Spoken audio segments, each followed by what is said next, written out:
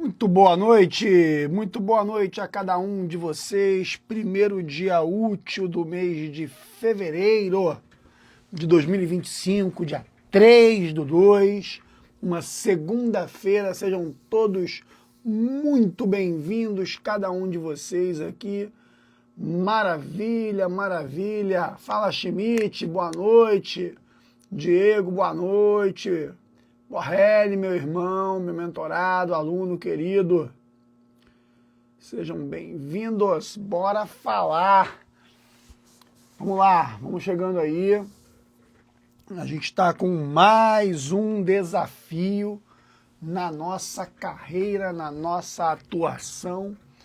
Mais um desafio na nossa vida acadêmica. Mais um desafio intelectual. Foi dada a largada da reforma do Código Civil. E é sobre isso que a gente vai conversar hoje. Eu não sei o quanto vocês já se inteiraram sobre a existência de um movimento pela reforma do Código Civil de 2002, e se sim, o quão grande é essa mudança para o direito brasileiro.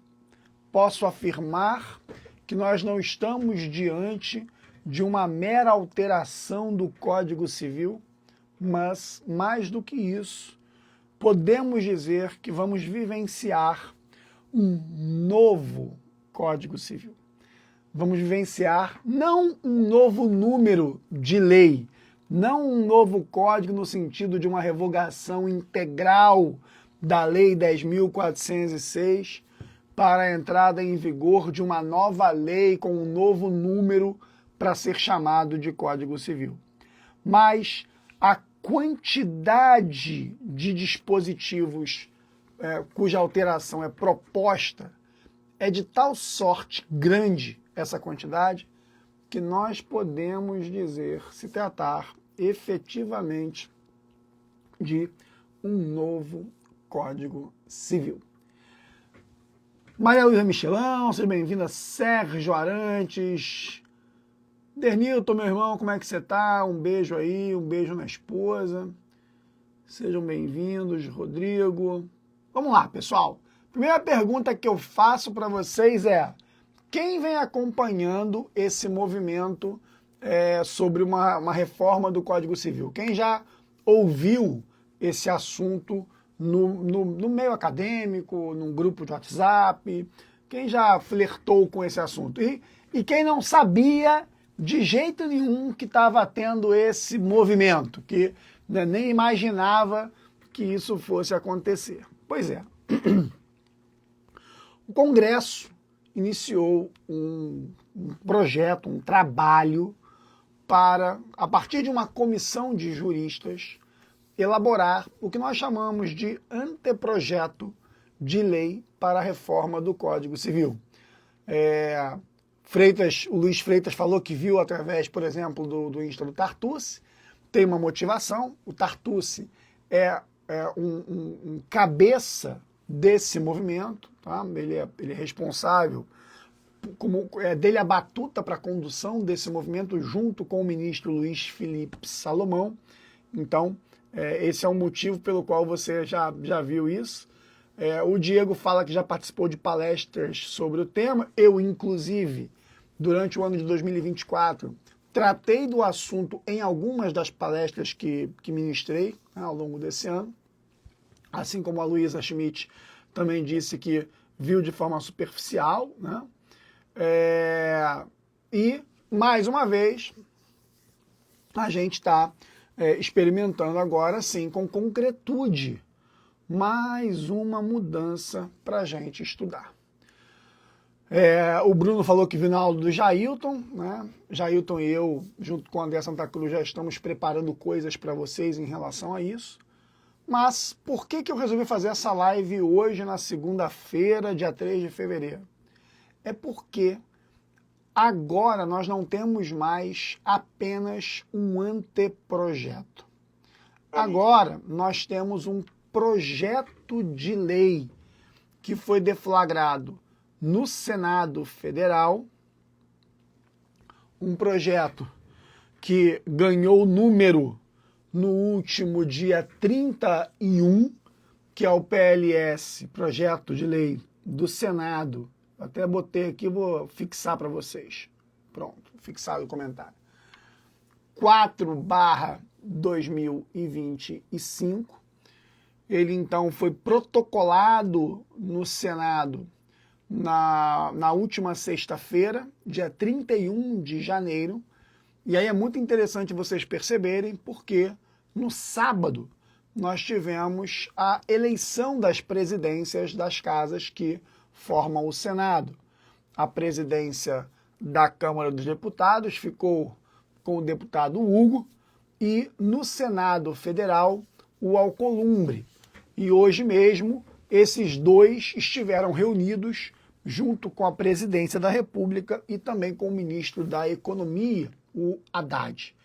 Isso para falar da pauta de prioridades para os parlamentares deliberarem e votarem ao longo desse ano de 2025.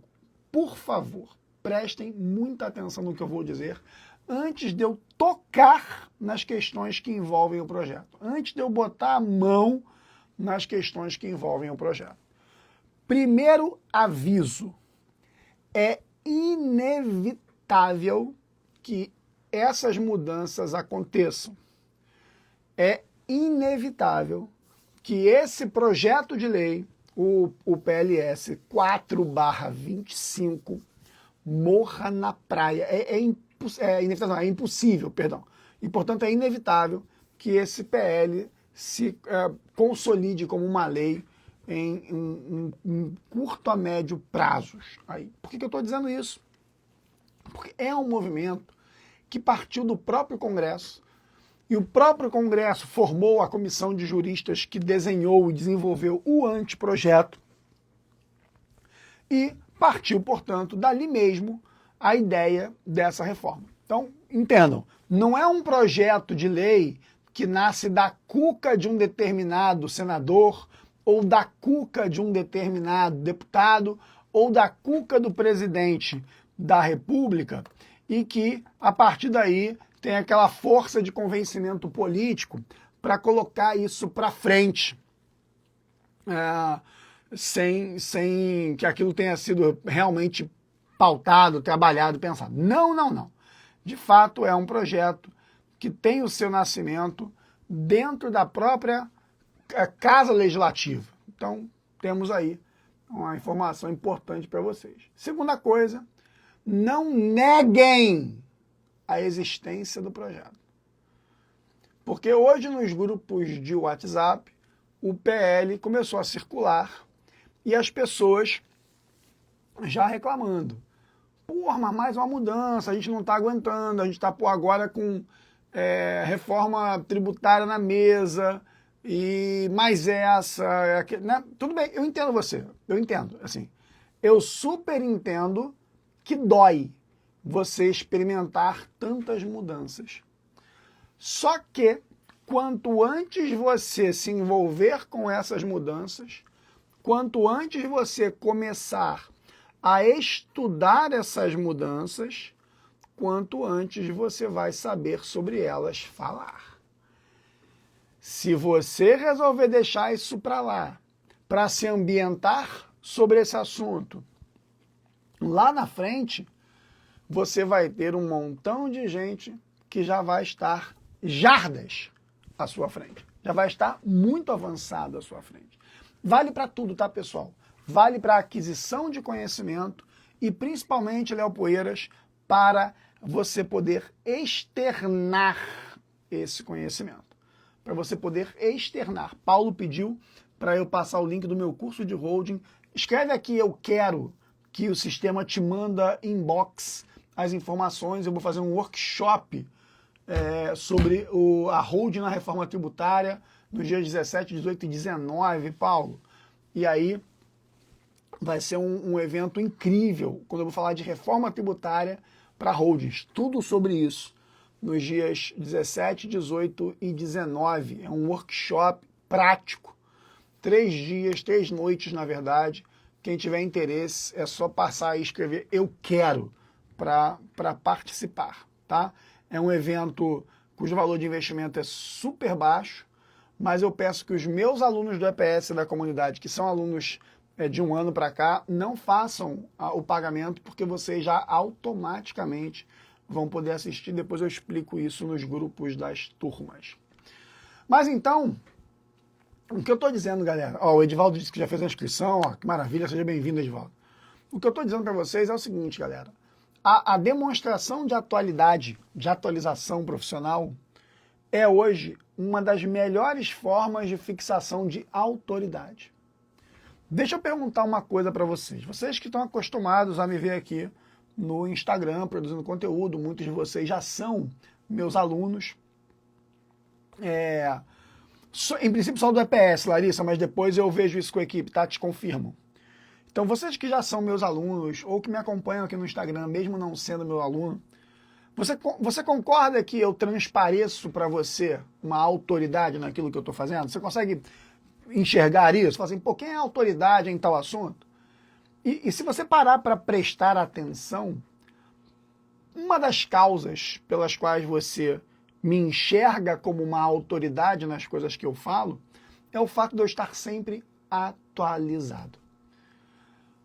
É publicada uma matéria importante de manhã no jornal e eu tô lá aqui na internet falando para vocês, olha, publicou tal assunto. Henrique Tatuí, meu irmão, já chegou e já conseguiu acessar aí a live. Henrique acabou de sair daqui de casa. Henrique, meu barbeiro, veio dar um tapa aqui no meu penteado porque minha semana está muito corrida, então Henrique fez a gentileza de vir aqui em casa hoje. Um beijo, meu amigo. Muito obrigado. Então, uma das coisas que faz com que vocês comprem essa leitura de autoridade do Pablo é a atualidade. O Pablo está sempre atualizado. Vocês enxergam isso. Eu enxergo isso. Os meus clientes enxergam isso. Isso significa que se você não estiver atualizado, você vai gerar um efeito oposto. Então, se alguém hoje perguntar para você, doutor, digamos, você trabalha com um holding, e aí pergunta assim, doutor, como é que está a questão da reforma tributária para holding em relação ao aluguel de imóveis? Se você der 2 gaguejadas, kkkkkk, ou se você disser, não, eu vou verificar, cara, vai ter alguém que vai ter dado uma resposta de bate-pronto, infelizmente, muitas vezes uma resposta ruim, atravessada, torta, mas o cara deu a resposta. E você que gaguejou para falar do assunto, perdeu. Então, quando a gente vê hoje, na segunda-feira, dia 3 de fevereiro, o anúncio de que nós agora temos um número de projeto de lei do Senado, PLS 4/25, tramitando, com uma proposta feita a partir do Rodrigo Pacheco. Então, presidente, agora substituto o Alcolumbre, tramitando, aguardando despacho, etc. Meu amigo, daqui para frente, esse vai ser o assunto. Daqui para frente, você que trabalha com direito de família, o cliente vai perguntar, vem cá, mas não vai mudar uma regra aí em relação ao direito de família? Não vai mudar uma regra aí em relação ao direito das sucessões? Ah, mas não tem um negócio aí sobre herança digital e tudo mais? Ou seja, pessoal, vocês vão ser cobrados das informações sobre essas propostas. Então, por favor, antes eu vou começar a falar aqui das principais mudanças, algumas das mudanças de agora, tá? Mas o que eu posso afirmar para vocês aqui é, se vocês não estiverem com a intenção de se manter atualizado, você vai ficar para trás. Por outro lado, Marinho, boa noite, boa noite. Por outro lado, Denilton, o oposto é uma verdade maravilhosa. Eu, por exemplo, construí a minha carreira a partir da reforma do Código Civil de 16 para o Código de 2002. A minha carreira no direito empresarial tem início em 2001, quando a gente estava com o projeto de reforma do Código Civil de 16 e me formei no meio do ano de 2001, comecei a dar aula em 2002, quando a gente estava na vacância do Código Civil. Grande Onesildo, beleza? quando a gente estava na vacância agora conhecido como Código Civil atual 2002. E, cara, aquilo foi tudo para mim. Tudo. As pessoas demandando informações sobre as mudanças, as pessoas precisando adequar seus contratos sociais pelas mudanças, as pessoas precisando ajustar questões envolvendo o regime de casamento, tudo a partir do Código Civil de 2002. Eu devo a minha carreira, eu devo a minha liberdade financeira, eu devo a minha liberdade geográfica para trabalhar de onde eu quiser a essa mudança. Então, olha que do cacete, presta atenção, Daniele Botelho, Maria, Gabriela, olha que do cacete a oportunidade que está sendo dada a você nesse momento. É uma reforma tributária em andamento, que nem é o tema central dessa live, sobre o que eu falarei nos dias 17, 18 e 19 de fevereiro no workshop A Holding na Reforma Tributária. Quem quiser saber, só jogar o Eu Quero aí, para receber as informações. Um workshop incrível, incrível. Olha aí, ó, a Catiúcia dizendo, ó, eu também dei aula nessa época, falava sobre maioridade civil aos 21 anos, depois a mudança para 18 anos. Perfeito, perfeito, perfeito. Então, o nível de oportunidade, como o Bruno também está dizendo, cara, porra, isso é para você pegar, abraçar e agradecer ao invés de reclamar. Eu não quero ver ninguém resmungando de reforma de Código Civil, porra. Eu não quero, você não pode resmungar da oportunidade, entendeu o que eu estou dizendo? Resmungar da oportunidade é burrice. Eu não quero ninguém resmungando da oportunidade, eu quero vocês agradecendo a oportunidade da mudança. Dito isso, vamos fazer alguns comentários sobre a reforma do Código Civil. O projeto de lei 04 de 2025 do Senado, cuja tramitação teve início com o protocolo no último dia 31 de janeiro e que hoje circulou nos grupos, é um projeto hiper extenso. Chegou, Henrique, eu estava dando esporro em quem nega as mudanças para falar da reforma do Código Civil e agora eu estou fazendo comentários sobre o conteúdo dessa reforma. Então, esse projeto larga com um PDF com 269 páginas. 269 páginas. Portanto, é gigantesca a proposta de mudança. A proposta de mudança mexe com todos os espectros do Código Civil. O projeto prevê mudanças desde a parte que envolve capacidade, passando por teoria geral, passando por contratos, passando por atos unilaterais, obrigações, mexe com títulos de crédito, mexe com responsabilidade civil, mexe com o direito da empresa e o direito societário, mexe com o direito das coisas, direitos reais, mexe com o direito de família, mexe com o direito das sucessões e ainda traz um novo assunto para dentro do Código Civil, muito provavelmente vai se tornar em breve cadeira nas universidades, que é o direito digital. Deixa eu só acabar de tomar meu cafezinho aqui, para não esfriar, por favor, tá? Só um segundo. Então, a mudança é um absurdo, a mudança é gigantesca. Pano de fundo da mudança. Óbvio, pessoal. Primeiro, debates extensos. Eu acompanhei os debates no Congresso da Comissão de Juristas. Tenho alguns amigos que participaram da Comissão de Juristas que foi responsável por isso. No que foi possível, houve contribuições aí, diretas ou indiretas, para esse texto. Mas é claro que de tudo você vai gostar de algumas coisas, desgostar de outras, e que no final, óbvio que a gente ainda vai ter muita mudança naquilo que vai se tornar o texto definitivo a ser votado, aprovado certamente, e sancionado, e ainda, claro, com questões que envolvem a sanção presidencial e os vetos. O que eu posso dizer para vocês de antemão? De um modo geral, a comissão de juristas procurou trazer para o projeto a jurisprudência consolidada sobre certos assuntos. Ainda que, quanto a isso, existam pontos que estejam diametralmente opostos, tá bom, pessoal? Assuntos que estejam divergentes quanto a isso. Mas o núcleo mental do projeto, a ideia central do projeto, foi a de levar para a lei a jurisprudência mais consolidada. Então, muitas coisas que estão no projeto já estavam meio que entre nós através das decisões, em especial as decisões do STJ, né, por ser matéria infraconstitucional e por ser, portanto, a corte maior para tratar de matéria infraconstitucional.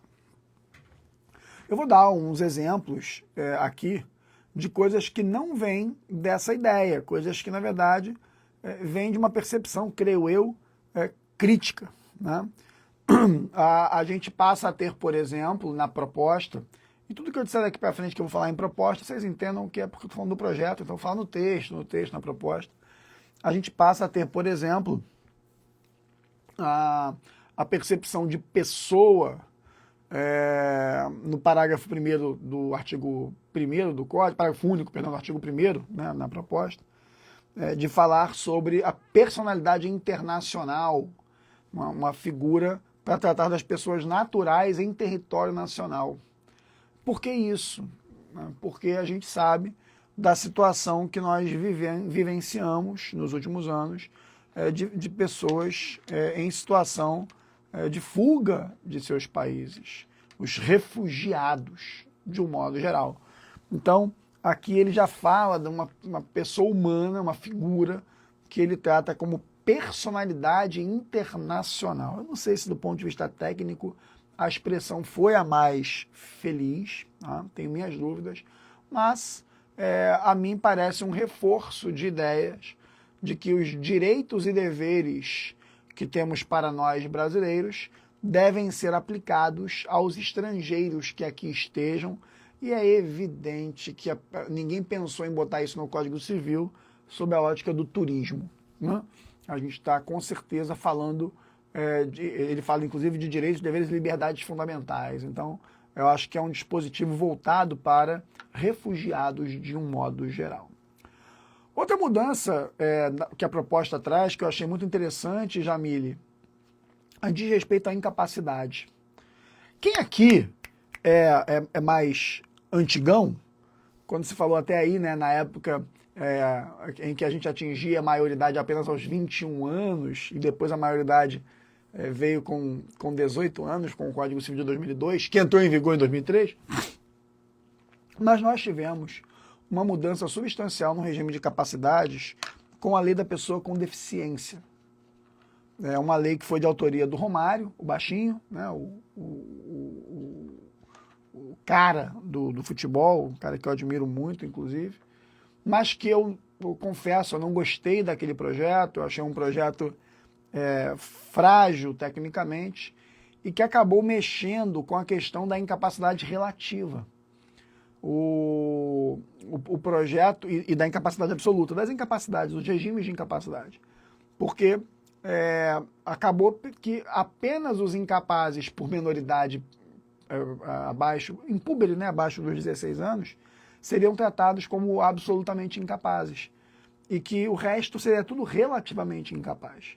Quem me conhece das aulas e do dia a dia sabe que eu tenho um irmão especial que é interditado como absolutamente incapaz antes dessa mudança que nós experimentamos com a lei da pessoa com deficiência, que, aliás, esse ano completará 10 anos. Vai completar 10 anos esse ano, que foi a 13.146 de 2015, né? A 13.146. E essa lei veio revogando os incisos do artigo 3º do Código, deixando a incapacidade absoluta só para os menores de 16 anos. E, cara, isso é ingênuo, né? Assim, é muito ingênuo. Não tem essa questão de só ter incapacidade relativa desculpe, absoluta por menoridade. Tem situações em que a pessoa realmente em caráter temporário ou permanente, é absolutamente incapaz para os atos da vida civil. Então, Oliveira, o meu irmão, por exemplo, o Rafael, ele lê, ele escreve, ele nutre sentimentos, ele anda, fala, mas ele não sabe a diferença de pagar R$1 por uma bala ou R$1 por uma casa. Então, para os atos da vida civil, o Rafael é absolutamente incapaz e ponto, não tem conversa. Meu avô foi fundador da APAI de São Lourenço, a segunda APAI do Brasil, seu Eupídio Arruda. Eu convivi no ambiente da APAI e de outras escolas de pessoas especiais durante muito tempo. E quem conhece as pessoas com necessidades especiais sabe que muitas delas são absolutamente incapazes para os atos da vida civil. Aqui não se trata de preconceito, mas de proteção, caramba. Então, a proposta aqui Danilon, acho que é isso. Danilo, né? Danilo. A proposta aqui, cara, é no sentido de retomar a figura da incapacidade absoluta por falta de discernimento mental completo, seja temporário, seja permanente. É preciso entender que determinadas pessoas, de fato, são em absoluto incapazes. Como, por exemplo, o Barduzzi, grande aluno querido de longuíssima data, disse, a pessoa em estado vegetativo. Ou um coma que pode ser revertido e, portanto, é uma incapacidade absoluta temporária, ou que pode ser temporária. Então, pronto. Essa é uma retomada. Essa é uma retomada de um regime das incapacidades que me parece muito boa. Eu fui um grande crítico. Na época dessa lei, eu fazia mestrado em 2015 e eu dei uma palestra, inclusive na UF, sobre isso. Eu tenho aqui minhas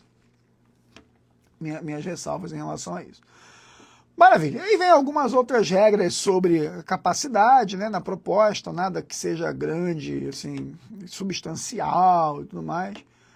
Possibilidade de reversão da emancipação, foi por alguma invalidade jurídica, era uma discussão se numa emancipação haveria retornabilidade ao status quo no caso de invalidade, por alguma razão jurídica de invalidade.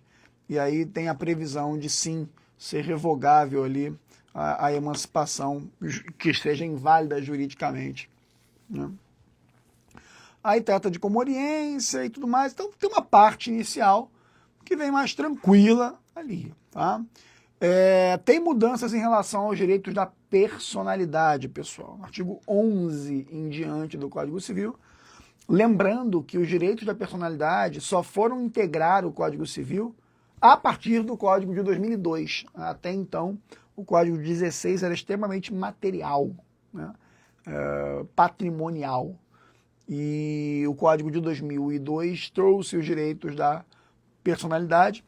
E aí nós tivemos, aqui na proposta, algumas mudanças, algumas atualizações sobre isso e um reforço sobre direitos da personalidade, alcançando nascituros, natimortos e pessoas já falecidas. Muito interessante isso. Tá? Então, tutela da honra da pessoa falecida, direito à imagem do nascituro, caso emblemático da gravidez, como é que é o nome dela, gente? A Luciana Gimenez, com o Mick Jagger, que houve uma tutela para proteger a imagem do filho quando ele viesse a nascer, e foi uma tutela concedida para o próprio rebento, o nascituro.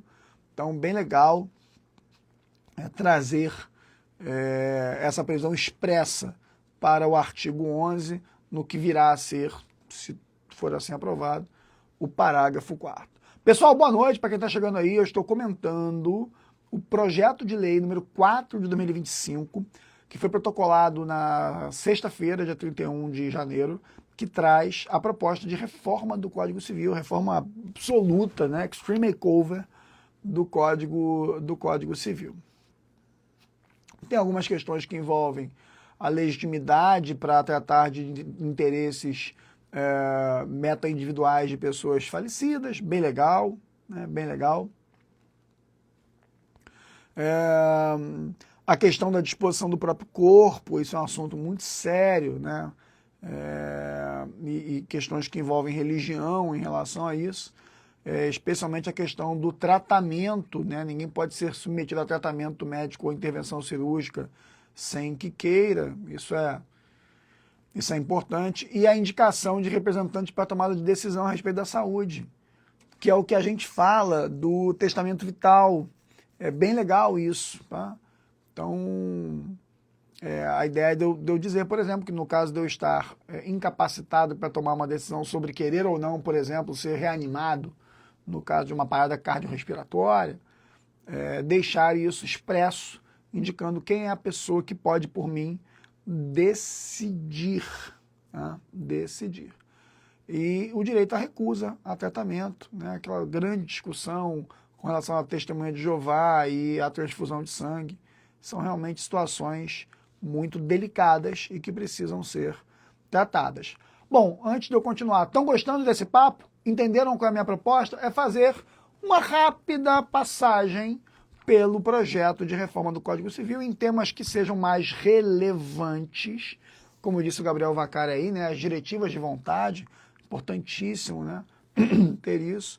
Deixa eu pedir aqui a meu filho pegar uma água para mim, rapidinho, que eu esqueci de pegar. Pronto, vamos lá. Então, essa é a ideia, eu trazer esse overview, mas eu já vou avisar vocês, tranquilizar a alma de vocês. A partir de agora, eu vou ter uma rotina de conteúdo sobre a reforma do Código Civil. Então aqui eu quero abrir os olhos de vocês, trazer os tópicos. Muito obrigado, filhão, te amo, cara. Trazer os principais tópicos, assim, um overview, para que depois a gente possa, ponto a ponto, tratar dessas mudanças. Só deixa eu fazer um convite rápido, galera, que nos dias 17, 18 e 19 de fevereiro, agora, daqui 2 semanas, eu vou fazer um workshop, a holding na reforma tributária. Vou tratar de ITCMD, ITBI, IBS, CBS, tudo sobre a holding na reforma tributária. Quem quiser mais informações, acesse aí eu quero, que vai um link para vocês. É um curso mesmo, é um curso com certificado sobre a aplicação da reforma tributária às holdings. E só presta atenção que os alunos do EPS, que são alunos da comunidade, ou que estão há 1 ano ainda cursando o EPS, terão acesso, então não precisam, por enquanto, se preocupar com a inscrição, tá? Cuidado só, os meus alunos que são de EPS de mais tempo, 2023 para trás, aí ou vocês fazem a inscrição ou entram na comunidade, que aí vale muito mais a pena, e aí já vão ter acesso direto, tá? Depois é só mandar mensagem inbox se precisar, mas não percam esse evento, vai ser um evento incrível mesmo, tá, pessoal? Um evento incrível mesmo. Vamos lá, vamos continuar. Questões envolvendo... Depois fala comigo, Schmidt, no grupo mesmo a gente vai avisar, tá? Sobre essa questão. Sobre identidade de gênero, né? O artigo 16 está trazendo ali que a identidade da pessoa natural se revela por seu estado individual, seu estado familiar. Então, é algo que está de acordo com o que a gente tem observado em matéria de tratamento da pessoa humana quanto às questões de gênero. Aqui nosso espaço, por favor, não é para tratar se isso é bom, ruim, imagina. Eu estou aqui analisando juridicamente e que, de fato, é o que a jurisprudência tem nos entregue, né? Assim, há 20 anos, quando eu dava aula de teoria geral, por exemplo, muito se discutia a questão de mudança de nome para adequação a gênero, se na mudança de gênero por opção, né? Como, por exemplo, transgenitalização, se a pessoa poderia também mudar a designação da sua identidade sexual, que não é sexual, na verdade, que não tem a ver com sexo. Mas tudo isso foi evoluindo muito, então hoje é muito mais tranquilo, né? Se a pessoa se enxerga numa outra situação, ela consegue, em todos os espectros, alterar isso, só que a legislação precisaria, então, acompanhar, e aí o código traz essas propostas de mudança, tá? Beleza. Direito de conhecer suas origens ancestrais. Olha que interessante. Em relação aí às pessoas que possam ter sido objeto de sequestro, que descobrem outra família e que depois descobrem que não são daquela família e tal. A ideia de que elas possam buscar suas origens ancestrais. Bonito isso, muito bonito isso. Proteção ao nome, um reforço muito grande. Preferência do cônjuge ou convivente do ausente para a condição de curador. Também é uma mudança interessante. Aí tem umas questões envolvendo ausente, que eu vou dar uma pulada aqui. A situação do ausente é mais ímpar, não é tão cotidiano para nós. Né? E aí a gente vem para a parte que envolve pessoa jurídica. Né? As pessoas jurídicas, de um modo geral, trazendo uma responsabilidade civil pelas prestadoras de serviço público dentro do Código Civil, tá? Que é o artigo 43 da proposta. Uma correção de prescrição e decadência. Veio sim, vou falar sobre isso, o escritório de advocacia, vou comentar sobre isso. Não. Mais algumas mudanças quanto à desconsideração de personalidade jurídica. Isso é uma briga muito grande, a gente chegar a um consenso melhor sobre isso, uma extensão ali dos parágrafos do artigo 50. Mas eu vou tratar aí, assim, individualmente, eu vou tratar isso em várias aulas que eu vou fazer temáticas sobre a reforma ao longo dessa tramitação.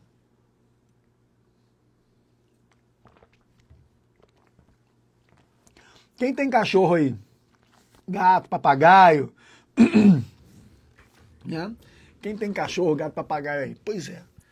Tem uma seção nova no Código Civil, no artigo que virá a ser, se vier, né? O 91A. Né? Fala, Rafa Moraes, meu irmão. 91A, trazendo os animais como seres vivos sencientes e passíveis de proteção jurídica própria, dando aos animais uma natureza jurídica especial. Isso vai ser regulado em lei própria, então esperem, porque em breve a gente vai ter um Código de Defesa dos Animais ou alguma outra coisa parecida com isso. Tá? Porque expressamente ele fala que a proteção jurídica dos animais vai ser regulada por lei especial sobre o tratamento físico e ético adequado aos animais. Daniele também tem um gato. Eu. Que piada boa. Bosta do caramba.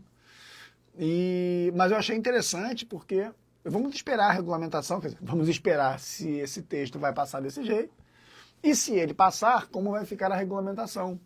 Mas vá saber como é que isso vai ser tratado. Se, por exemplo, os animais vão poder agir em nome próprio em juízo. Né? Agir em nome próprio em juízo. A gente tem alguns casos aí de tentativas disso e tal.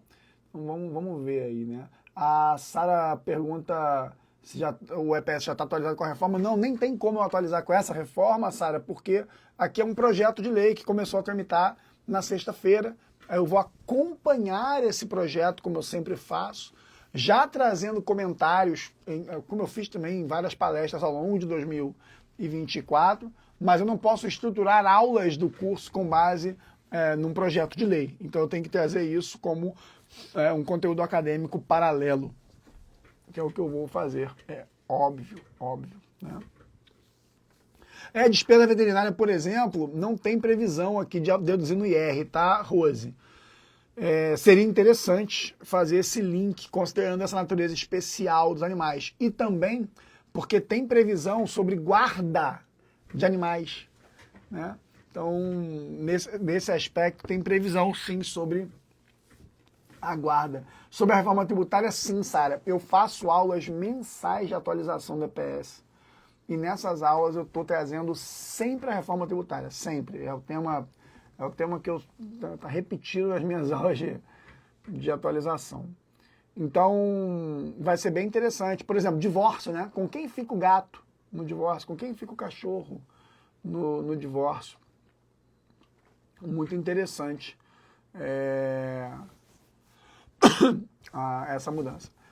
Uma coisa interessante aqui, Andréia, Sara, Ruas, etc., é a questão da teoria da aparência nos negócios jurídicos, que foi parar no parágrafo único do 116. Muito interessante, de que a manifestação de vontade de representante aparente pode ser considerada eficaz em relação a terceiros de boa-fé, né?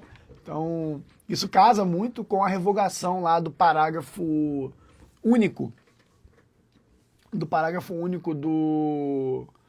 do 1015 do Código Civil, a teoria dos atos ultra vires, que já foi revogado, e agora, para reforçar isso, né, ao contrário, a ideia da teoria da aparência para os negócios jurídicos de um modo geral, parágrafo único do 116. Muito interessante mesmo essa proposta, e algo para o que a gente tem que prestar muita atenção em relação aos direitos de terceiros de boa-fé. Exatamente, Rafa, a teoria dos atos ultravires, que foi revogada do Código Civil, já foi revogado, né? Já foi revogado. Galera, e aí, tudo bem até aqui? Estão gostando do bate-papo, passando por esse overview aqui do projeto? É óbvio que eu não vou aqui ler o projeto inteiro, né? Não tem espaço para isso.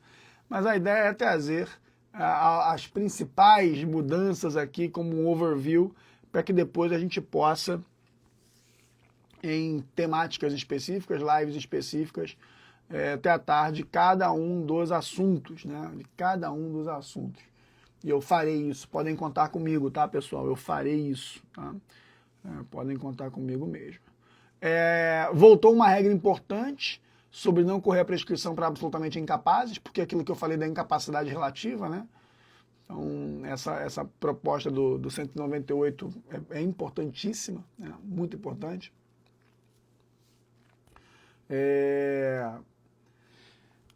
Continuando aqui, vamos lá, interrupção da prescrição, algumas regrinhas de mudança de prazo prescricional, mas isso dá para trabalhar um pouquinho melhor e tal.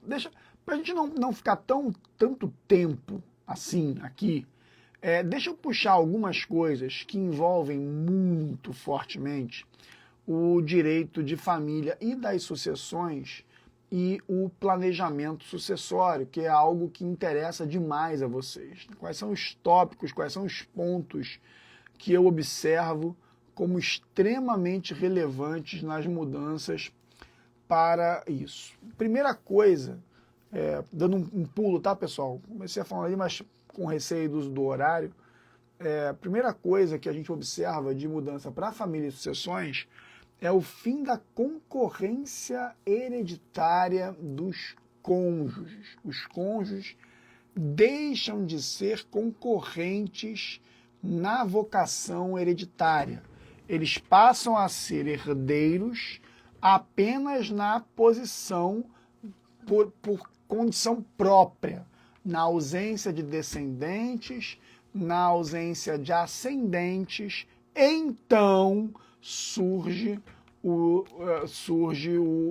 cônjuge como herdeiro. Isso é uma mudança importante, me parece aí saudosismo do Código de 16, né? Porque era assim e a gente acabou mudando isso, colocando o ascendente junto com o cônjuge, o descendente junto com o cônjuge, e agora o cônjuge sai da condição de herdeiro concorrente. Então, quando é que o cônjuge vai ser herdeiro? Quando não houver nem descendente, nem houver ascendente. É o 1829, o Vacari.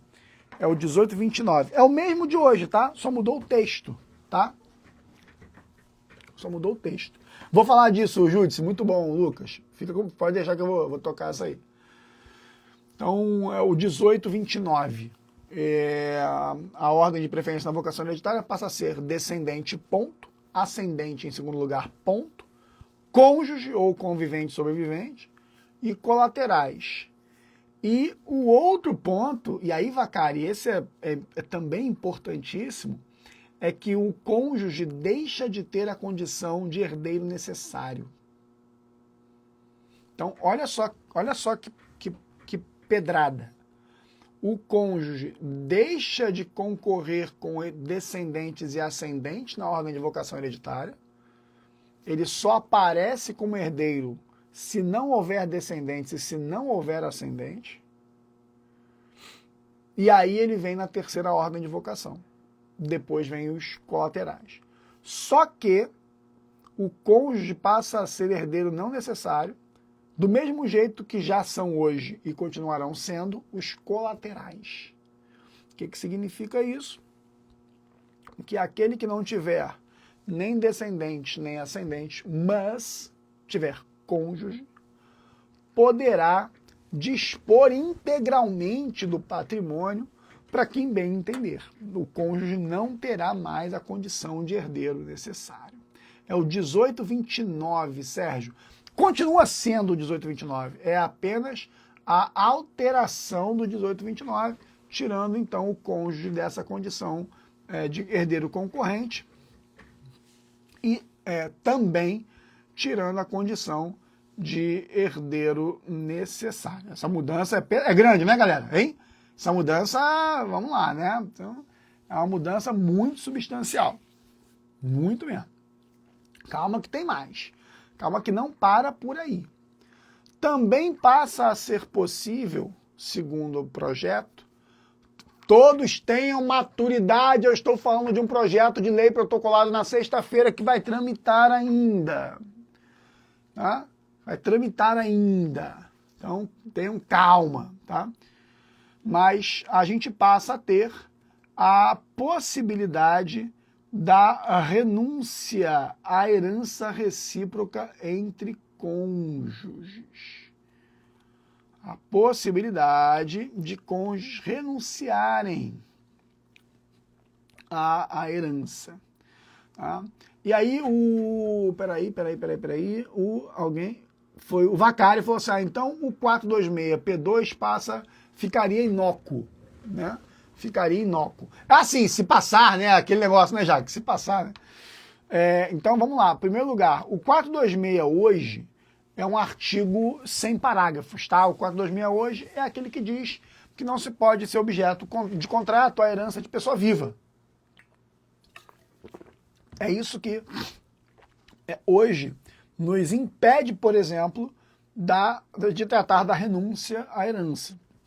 Eu aqui, Vacari, sempre falei, minha opinião sempre foi no sentido de que a vedação à negociação de herança de pessoa viva não tem nada a ver com renúncia à herança.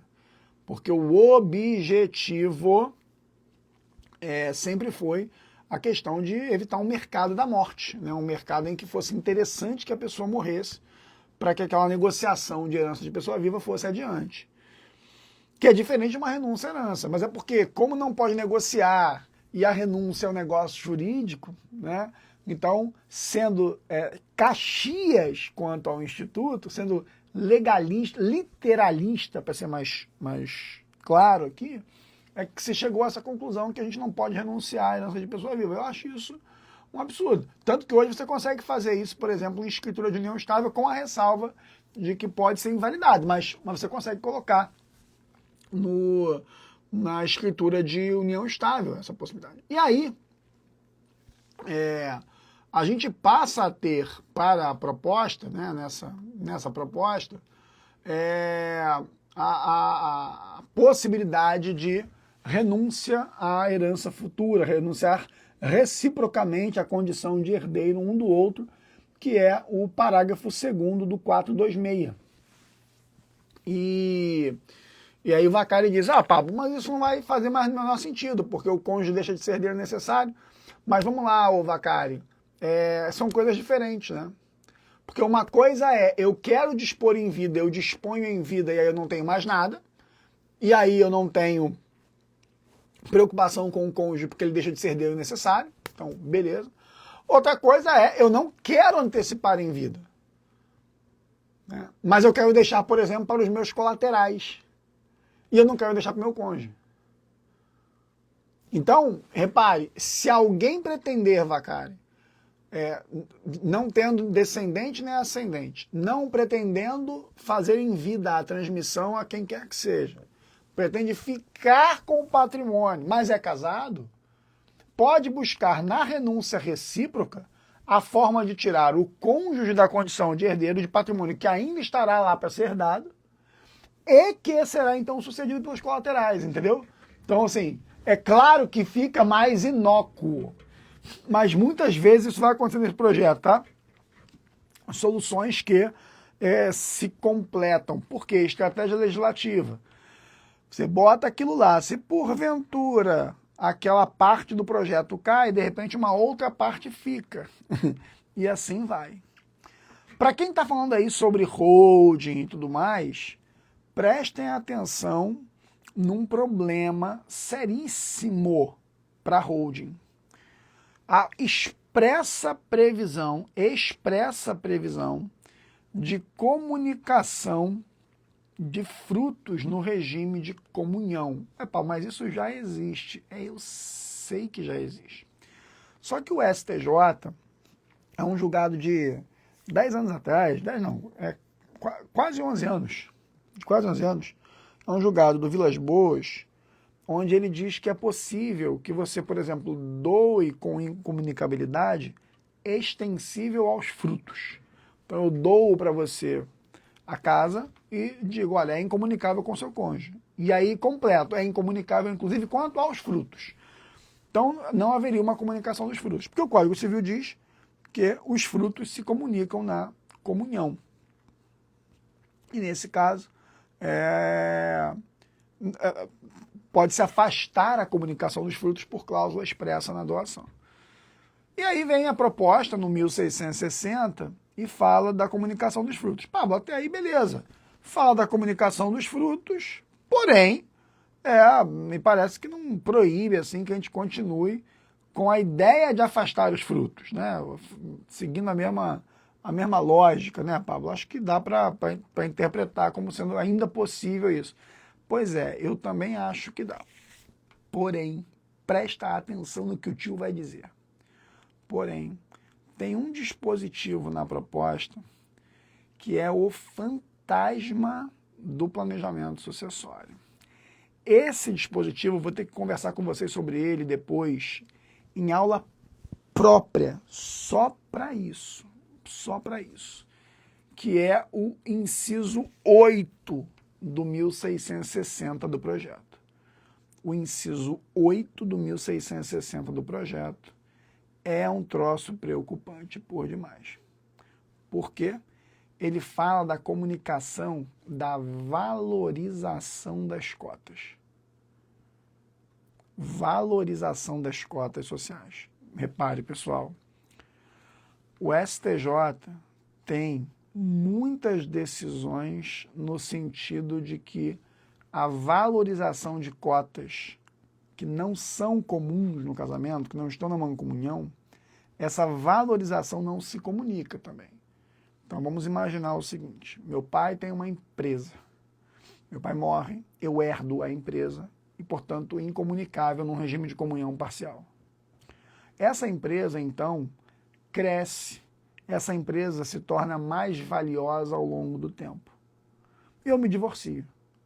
Veja, do mesmo jeito que a empresa é exclusividade minha, as cotas da empresa são exclusivas do meu patrimônio, formam um bem exclusivo meu, do mesmo jeito que eventual valorização dessas cotas não será comunicada. Cara, é isso que a gente tem na jurisprudência no STJ há muito tempo. Qual o problema? O problema é que agora o 1660 tem uma proposta para o inciso 8, dizendo que a valorização das cotas vai gerar comunicação no regime de comunhão parcial. Isso é osso. Isso é osso, galera. Isso é osso. Os projetos de planejamento terão que ser revisados. Vou avisar, presta... Pois é, porra, cara! Porra, ô Eduardo, você foi onde eu bato a porcaria do martelo, cara. Deixa eu até botar um café pra mim aqui, que hoje eu não quero beber não, que é segunda-feira. Se eu começar bebendo na segunda-feira, ferrou a semana. Bro, é isso. Porra, porque na verdade, assim, eu já discuti isso até com pessoas que participaram da comissão, tá, cara? O que se quis com isso aqui, que se quis, foi pegar aquela situação em que o Pablo tem uma empresinha de transporte com um caminhão. Aí eu me caso, e aí na constância do casamento, eu saio para trabalhar, volto, saio para trabalhar, volto. E do meu trabalho, aquela empresa hoje tem 80 caminhões. Aí o que a proposta vem dizer é o seguinte, pô, é hiper injusto com o cônjuge que ficou em casa para ver a empresinha do cara crescer com o esforço do cara. Tá? Tá entendendo qual é a lógica? Com o esforço do cara. E aí, beleza. Eu entendo, assim, eu super entendo. Eu acho que aí tem que ter uma sensibilidade. Só que, do jeito que foi proposto, Eduardo, vai pegar tudo. Inclusive isso. Ah, meu pai morreu, deixou para mim não sei quantas ações da Petrobras, não sei quantas ações de companhia de bolsa, cotas de fundo de investimento, sei lá. Isso se valorizou ao longo da minha vida, mas não tem absolutamente nada de contribuição nem minha, muito menos da minha mulher, pô. Né? Zero contribuição conjugal, nem minha. Imagina, por exemplo, aquele cara que, num planejamento sucessório, o pai diz, olha, você é meu filho que trabalha comigo, então você é meu herdeiro. Você é meu filho que gosta de surfar, você é minha filha que é médica, que não tem nada a ver com a empresa. Entendeu? Aí eu tenho um filho que nunca botou a mão na empresa, ele é mero herdeiro, ele está longe de ser sucessor, ele é mero herdeiro, aí ele casa, aí a esposa dele no divórcio vai ter direito à valorização das cotas da empresa em que aquele moleque nunca botou o pé, pô. Então, esse dispositivo é um caso à parte. São dois, na verdade, os incisos 8 e 9 do projeto, do artigo 1660, incisos 8 e 9. Esses aí são um caso à parte. Eu estou construindo um texto, um artigo, que eu pretendo publicar em breve, para propor não é tirar o dispositivo, uma adequação. Uma adequação. Como é que dá para adequar isso aqui, Zé Carlos? Como é que dá para adequar isso aqui, proteção patrimonial? Como é que é possível a gente adequar isso aqui? Das duas, uma. Ou eu deixo o dispositivo como está e boto um parágrafo, presta atenção. A comunicação seria da valorização, não do principal. Só que aí, imagina, você vai avaliar a empresa, né? Fora toda a discussão sobre critérios para essas coisas. Mas aí, beleza, é um outro problema. De qualquer maneira, a minha proposta aqui é colocar um parágrafo dizendo assim, não haverá comunicação na valorização se restar provado que não houve nenhuma contribuição do cônjuge para essa valorização. O que é contribuição? Aí, cara, é igual o que a gente faz hoje. Né? Como é que ficou a questão, por exemplo, do atual regime de separação obrigatória? Casado com mais de 70 anos, que deixou de ser obrigatória segundo a STF, mas a separação legal, né?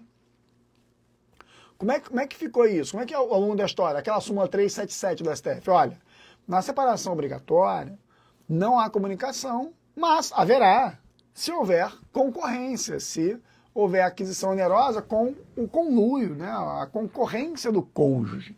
E não é uma concorrência necessariamente financeira. É aquela coisa de um ficou em casa, o outro foi trabalhar. E nada de machismo, tá, pessoal? Porque lá em casa, por exemplo, quem mais trabalhou foi minha mãe e quem mais ficou em casa foi meu pai ao longo dos anos. Então, minha fala, eu tenho toda a liberdade para falar sobre isso sem nenhum viés machista. Tá? Ou então, que é o que eu preferiria, é dizer que não comunica salvo ser demonstrado pelo cônjuge que contribuiu para a valorização.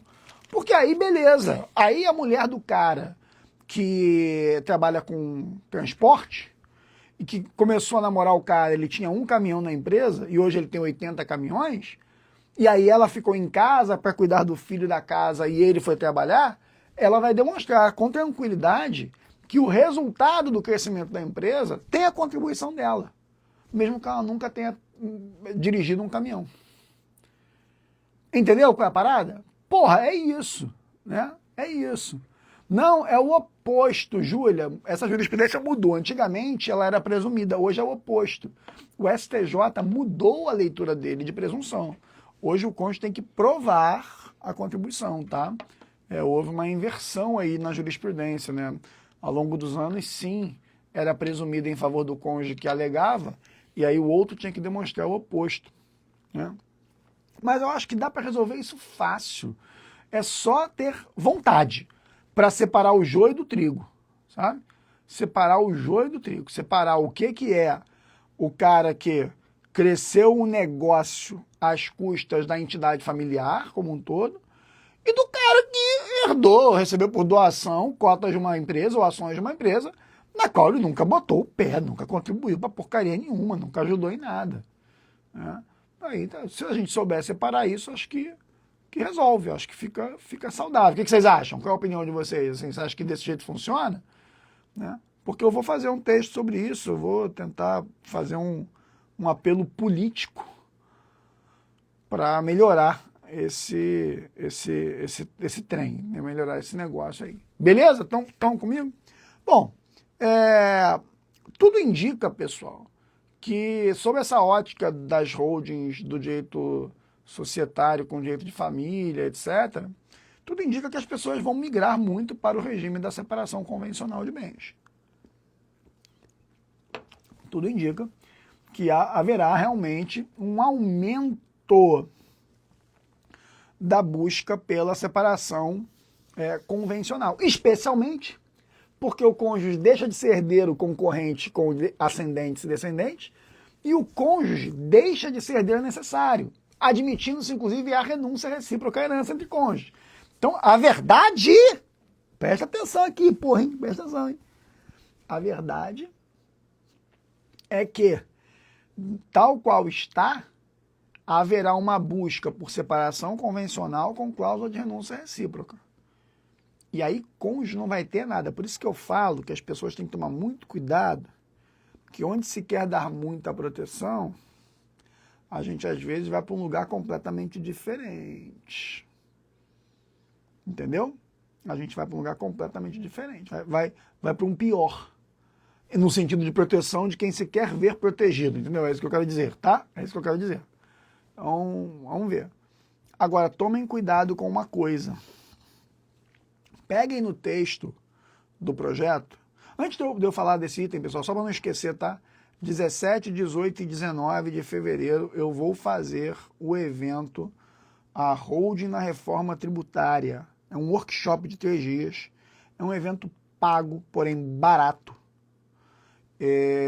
Onde eu vou trazer tudo que envolve holding na reforma tributária. TBI, TCMD, IBS, CBS, imóveis de uso, usufruto, tudo, tá?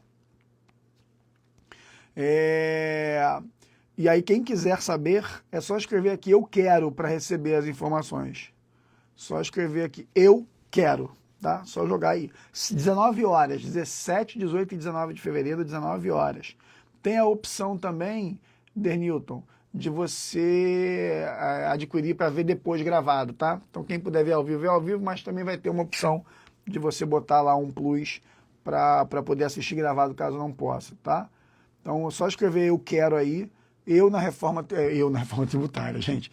A holding na reforma tributária, escreve eu quero para receber as informações desse workshop que vai ser sensacional, com aspectos práticos, às 19 horas, 17, 18 e 19 de fevereiro, você vai adquirir. Os alunos do EPS, que são alunos da comunidade EPS ou das turmas de 2024 para cá, não precisam se inscrever, vocês já terão acesso, tá? Então, quem for do EPS das turmas 2024 para cá e quem for da comunidade, não precisa se inscrever. Olha a Júlia Arruda aí, né? Beleza, maravilha. Bom, deixa eu fazer mais um comentário aqui sobre isso, que é onde eu estava falando, que é o seguinte. Toma cuidado, porque se de fato a gente deve migrar para o regime de separação total convencional, espontaneamente, né, deve passar a ser ali uma rotina muito provável, a gente tem que ver quais são as alternativas que estão sendo previstas para o cônjuge. Né? E aí, se você olhar o artigo 1688, parágrafo 2º, eita, isso aí não é culpa minha não, tá? Não sei porque que subiu isso aí não. Artigo 1688, parágrafo 2º, presta atenção, que diz assim: o trabalho realizado na residência da família e os cuidados com a prole, quando houver, darão direito a uma compensação que o juiz fixará na falta de acordo ao tempo da extinção da entidade familiar. Deixa eu explicar o que significa isso. Perceberam que tudo está remetendo a gente para o regime de separação?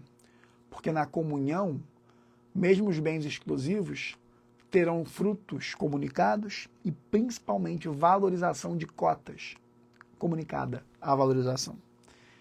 Então isso leva a gente para o regime de separação. Para o horário, pronto. Para um cônjuge que não será herdeiro concorrente com descendentes, não será herdeiro concorrente com ascendentes, será herdeiro sozinho e deixará de ser herdeiro necessário, portanto dando liberdade quando não houver descendente e ascendente para fazer o que quiser, de quebra, com a possibilidade de renúncia recíproca à herança. Então, galera, planejamento sucessório, já viu, vai estar atrelado ao regime de separação convencional. Tá, já sabe. Só que tem uma pegadinha, que é a indenização ao cônjuge que não trabalhou. Indenização ao cônjuge que trabalhou na residência, nos cuidados da prole, etc. Estão entendendo o que eu quero dizer? E os parâmetros vão ser fixados pelo juiz. Eu acho que a tendência é que esse parâmetro indenizatório seja próximo daquilo que caberia numa ameação. Eu acho. Por isso, os pactos vão ter que ser muito bem escritos, porque expressamente a lei fala, o projeto fala, na falta de acordo. É o artigo 1688, parágrafo 2º. Tá? 1688, que porcaria de bolinha subindo aí, parágrafo 2º. Então fiquem de olho nisso. Bom, para nossa felicidade, para terminar essa live de hoje como só um oi pro tema, deixa de ser problema a relação societária entre cônjuges. Então, quando a gente vê lá no Código Civil atual que marido e mulher não podem ser sócios, os balões, né? Se casados em comunhão universal ou em separação obrigatória, uma porcaria de um dispositivo horroroso, né? A gente passa a não mais ter esse problema, a gente passa a não mais ter esse item, porque esse dispositivo está sendo alterado na proposta, que é o 977, para dizer que marido e mulher podem contratar sociedade entre si, independente do regime de bens adotado. Então, isso para o planejamento sucessório é uma notícia e tanto. Bom, pessoal, eu vim fazer essa live para vocês aqui, primeiro, para trazer a novidade de que agora tramita o projeto de lei 4/25, protocolado no Senado em 31 de janeiro, agora sexta-feira, e, portanto, aquilo que era um anteprojeto, a partir de uma comissão de juristas, agora passa a ser um projeto de lei, que vai ter a nomeação de um relator, que vai tramitar, que vai ter debates intensos, muitos debates, podem ter certeza disso, intensos debates, e que isso vai culminar com uma reforma do Código Civil. O que a gente chama de novo Código Civil. Pode chamar de novo Código Civil, tá?